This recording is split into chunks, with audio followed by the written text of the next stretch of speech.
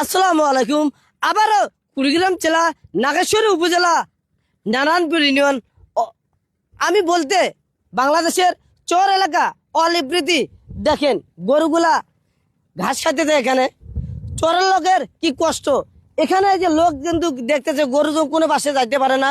এইভাবে আমাদের চর এলাকাগুলা লোকগুলা এদিকে গরু ঘাস খাওয়াতে হয়।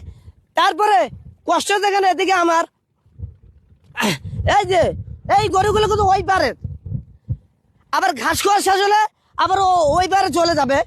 তারপর সন্ধ্যা হলে গরু ঘরে তুলতে হবে। আবার সকালবেলা গরু ওই পার থেকে আবার এই পারে আসবে।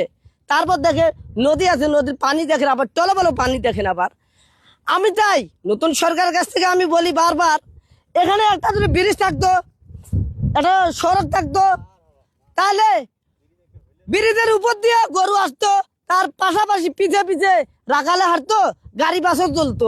আমি আশা করি এটা অতি তাড়াতাড়ি আপনারা এখানে ব্রিজ দেওয়ার ব্যবস্থা করুন।